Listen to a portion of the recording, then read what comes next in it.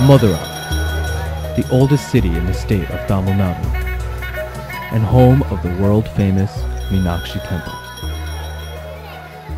The temple is dedicated to Meenakshi, the beautiful wife of the god Shiva. The original temple was built by the Pandya king Kulashekara. However, the entire credit for the making of the temple, as splendid as it is today, goes to the Nayaks, who ruled Madurai from the 16th to the 18th century. There are 12 temple towers, or gopurams, housed within the Meenakshi complex. These towers are landmarks of Madurai. Each tower averages over 160 feet tall and contains on average over 1,000 unique figures and sculptures. The architectural design of these towers, with respect to the figures and sculptures, are the epitome of Madurai, as well as the Meenakshi Temple. The figures depict stories and represent the 64 miracles conducted by Lord Shiva himself for the city. Some of the inner figures depict the story of the goddess Meenakshi.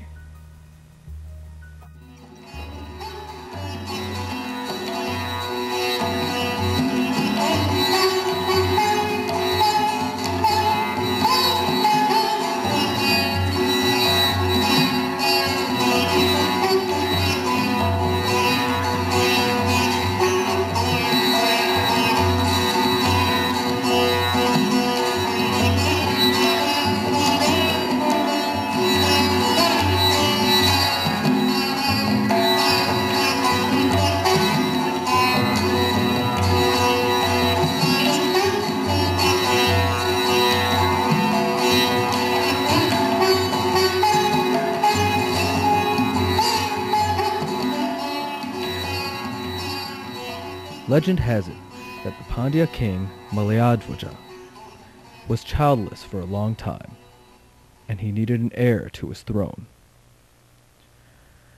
He performed a number of sacrifices before a sacred fire in order to please the gods to bestow him a child. On one occasion, a 3-year-old girl came out of the fire. This was the baby Meenakshi herself, and the king adopted her. However, the girl had some physical deformities, and this worried the king. To ease his worries, a divine voice assured the king that Meenakshi's physical deformities would disappear as soon as she met her future husband. Meenakshi grew into a brave warrior and a beautiful princess, despite her deformities. She won many battles, but she eventually lost her heart to Lord Shiva on the battlefield.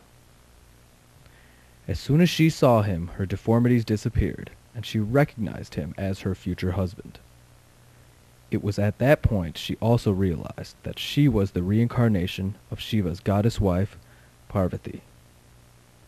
To this day, Meenakshi is considered the protector of Madurai.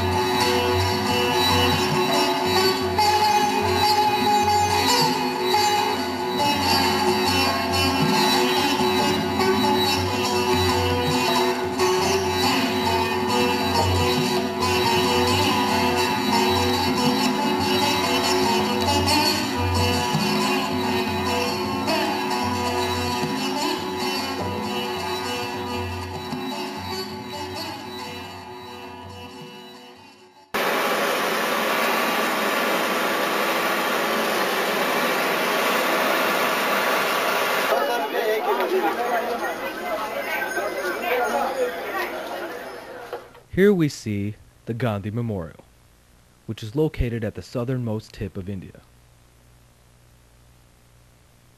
The Gandhi Memorial is where the ashes of the great leader Mahatma Gandhi were placed before being spread into the sea.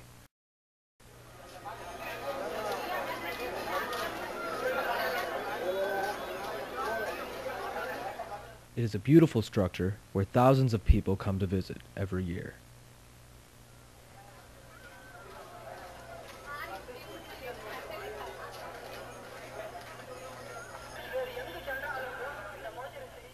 This is where the ashes of the great leader Gandhi were kept on the 12th of February, 1948.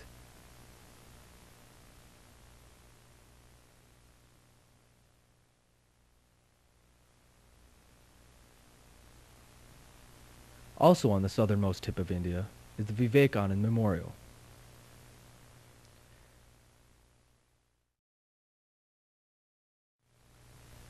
In order to visit the Vivekanand Memorial, visitors must take treacherous boat rides across dangerous waves in order to reach the island in which the memorial is seated.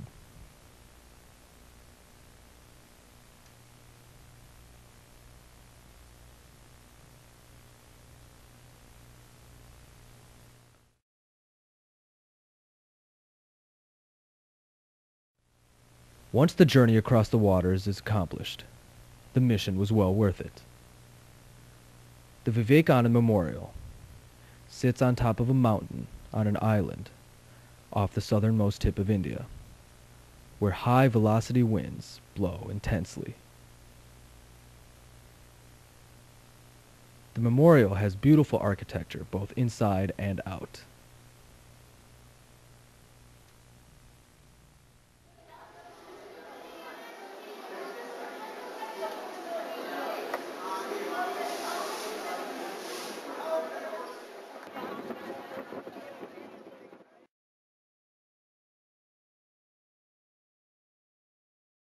Inside one door of the memorial is a meditation room.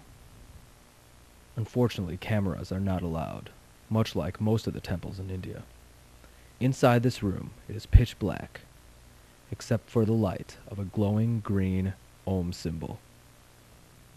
Vivekanand, a well-known Indian scholar, is known for his work in abolishing all rituals in religion and joining all the world major religions into his own philosophy called Vedanta. The lack of rituals in religion angered many priests of Hinduism in India, and eventually Vivekanand was forced to leave the country. However, he is so respected by the Hindus in India that they've erected this memorial on the spot where he had come to meditate for 3 days. The outside of the Vivekanand Memorial boasts a Mughalesque architecture and an amazing view of the waters around it. On the outside, carvings of elephants can be seen.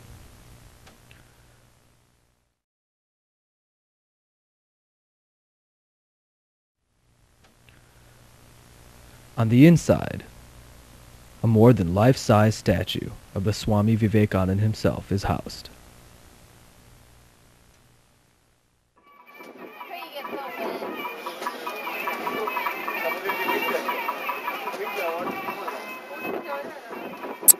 The southernmost tip of India is most known for its location in the water, where 3 major bodies of water unite.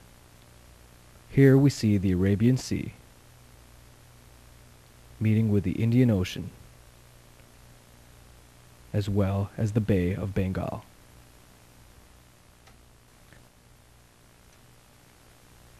Every day, hundreds of people gather at the southernmost tip of India to see the sun set over the Arabian Sea.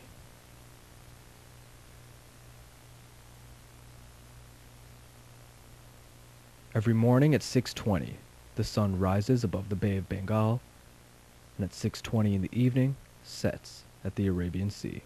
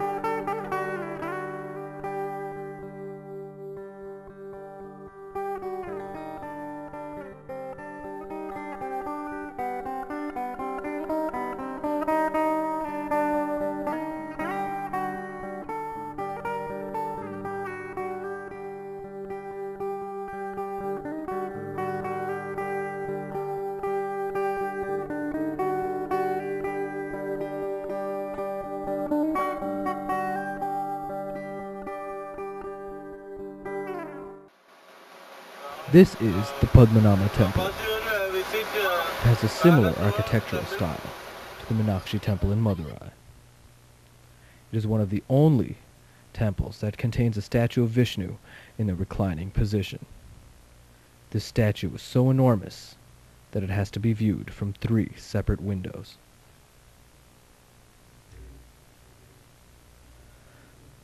The temple, known for the mural paintings and stone carvings, is one among the 108 temples dedicated to the Hindu god Vishnu.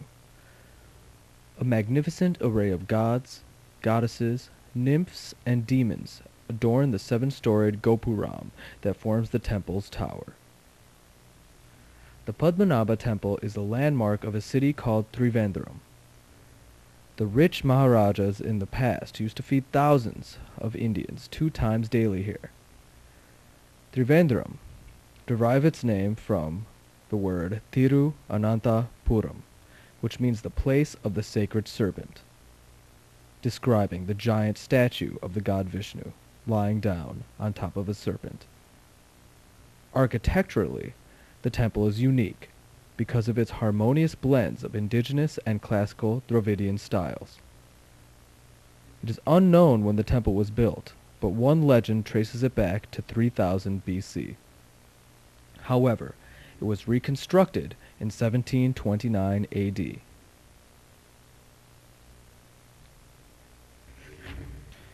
It is said the main part of the temple took 4,000 masons, 6,000 laborers, and 100 elephants to complete the work within 7 months. The area of the temple is about 7 acres. It faces east and is surrounded by massive fort walls. Like the Meenakshi Temple, the Padmanabha Temple is known for its beautifully sculpted figures and scenes from the Purana period. Every pillar of the temple also has the figure of a girl bearing a lamp in the palm of her hands, joined together and raised above the waist. The figures on one side of the temple depict the story of the Ramayana, a Sanskrit epic of India, while another side of the temple depicts a story of the famed Mahabharata war. The Ramayana, probably composed in the 3rd century and based on numerous legends, relates the adventures of Rama, who together with his 3 half-brothers collectively made up the 7th incarnation of the god Vishnu. The Mahabharata, comprising more than 90,000 couplets, is the longest single poem in world literature. It is primarily the fabulous account of a dynastic struggle and great civil war in the kingdom of Kurukshetra, which in the 9th century encompassed the region around modern Delhi. The legend of the temple's origin traces it back to a Brahmin hermit. The hermit was a great devotee of Vishnu. He was constantly in penance and meditation.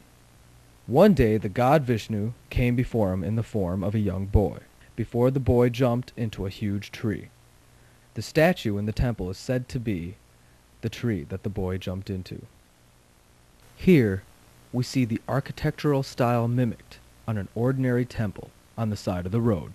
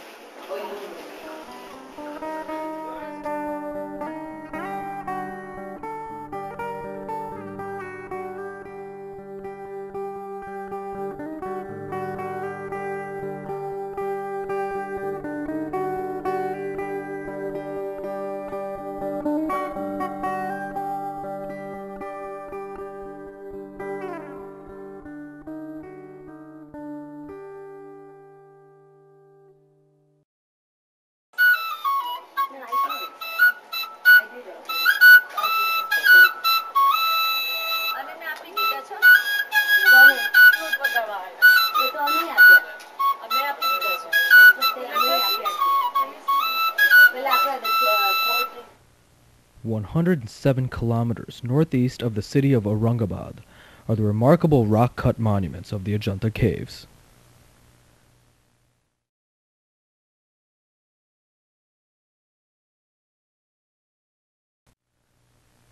The Ajanta caves contain important examples of Buddhist architecture and sculpture, and what is undoubtedly the finest and most complete examples of early Buddhist paintings of India.